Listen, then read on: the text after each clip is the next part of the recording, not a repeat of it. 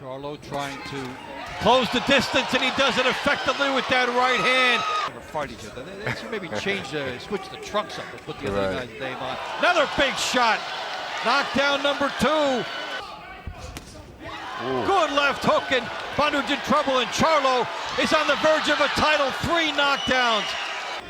The dilemma if you're Bondage, if you stay outside, you get eaten alive by the jab. If you do that, you get knocked down by the right hand.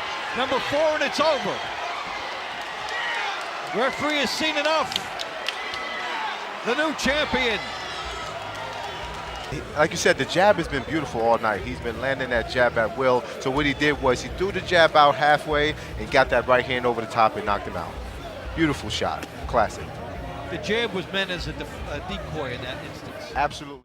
The camper, you're trying to get inside, but you pay a price for the risk.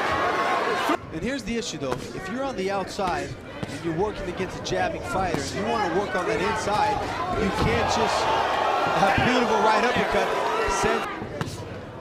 And a look of frustration settling in on the face of Wilkie Camford as another left uppercut lands flush. I think it hurt him in the eye. Yes. He takes a knee. I think his eye is injured. Knockdown number 3, and he can't convince the referee that this is not bothering him. This is going to end right now. Take a good look at it. I think this is it. That's it. It is.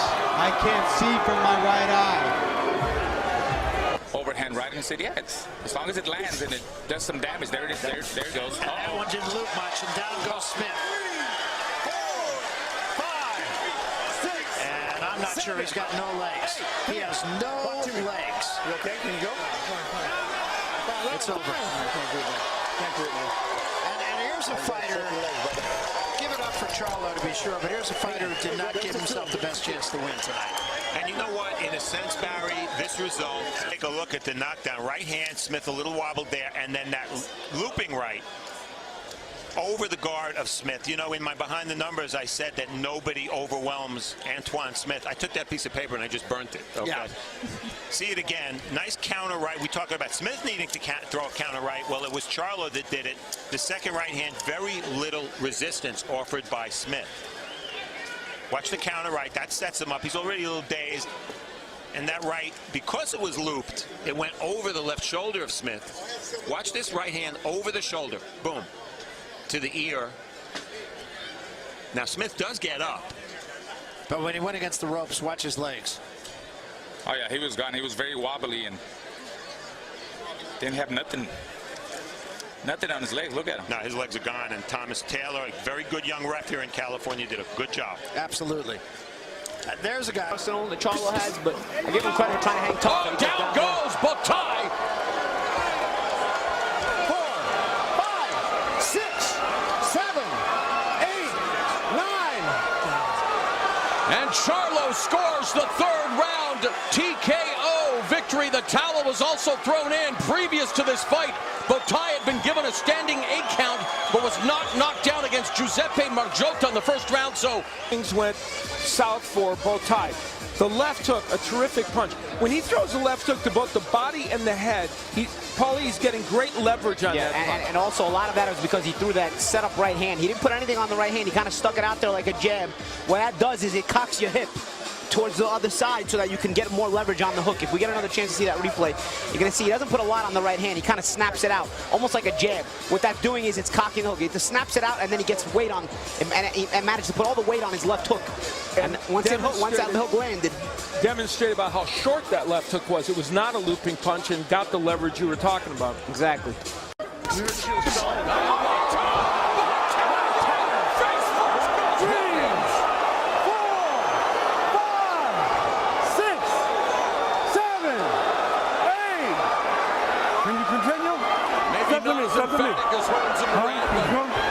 Williams went down face first, 2nd time in the fight, 2nd time in his career. He's not holding.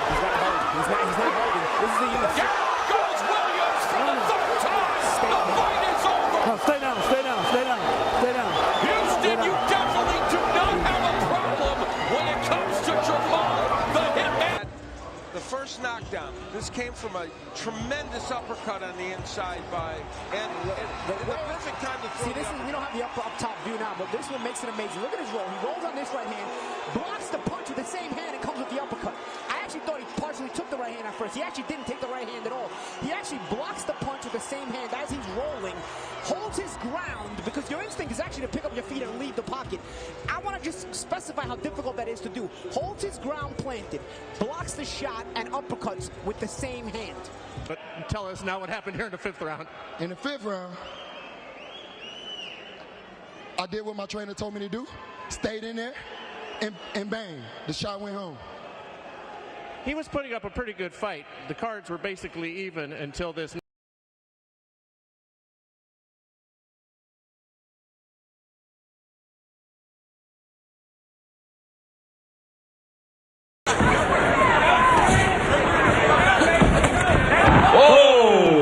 Ce lovitură, ce directă de dreapta pentru Jermell Charlo. E în lumea viselor adversarului. Oh, formidabil. Knockout-ul serii. Da, a fost Iată cum a venit această directă de dreapta. S-a dus în bărbia lui Chetman, care a picat la podea. Da, urât. Go for broke. His corner has told him that. And Charlo, well, it could be nice. Pickens uppercut right there. Left hand. Down the right hand. He's got Rodriguez in trouble. Will he finally get him out of there? Rodriguez just covering up and going toward the rope, stumbling to the rope. And they're going to get a count. We're going to get a count. He did not stop. Charlo thinks the fight has been stopped. It's a count. He's up on the ropes over here in the red corner. Now, a minute 25 left. The referee really looking in. Oh, Rodriguez is taking a punch. That's it. Good stoppage. Yeah, oh my gosh, he was wide open. One more punch might have done it. And Charlo celebrates a little. So after 7 rounds, our unofficial score, Steve Farhood has Jackson up by 3, but here's Charlo finishing Jackson. That's it! History made in Las Vegas! Wow. Jermell Charlo joins his brother Jermall. Have been stopped there. Let's take another look at it. But you know what? That's on him. You can't do that. Yeah, no, and it's just a reaction. He's a warrior, John Jackson, so it's just an odd reaction. I think he was hurt though as well. Yeah, I don't think it was just the eye. I think he was. I agree. Clearly something was bothering him. Yeah, I mean it was a hard punch, but he had more than 300 amateur fights with victories over the likes of Keith Thurman. As Charlo goes to work on the body and upstairs, a barrage of punches. And Hadley stumbling forward, gets rocked with that sweeping right, and goes down face first. It's over. Statement made by Iron Man, Jermell Charlo. He talked to us about that power yesterday, and that was it, showing it off right there. Landed in a very awkward position. And fundamentals won this exchange for Charlo. If we're going to look at it, we're going to see Hadley's hands all over the place. Yeah, it's very wide. Jermell is throwing from a better position. His hands are coming from higher. Jermell Charlo, the challenger, Erickson Lubin. Lubin introduced him to his left hand, nicknamed Sledge. His nickname, of course, is Hammer. But 11 of his knockouts. Challenges Lubin! 5, 6. We will see here. It's got right hand, a short right hand by Charlo that just landed perfectly. There was actually a moment there when you were kind of concerned about that. There was a right hand, it thrown kind of in an awkward fashion, but just a perfect. But also, you know what? It's also Erickson ducked into it too. Yes. So it's also that double impact kind of thing, you know. There's the right hand on the inside. He put him to sleep immediately, though. And still, the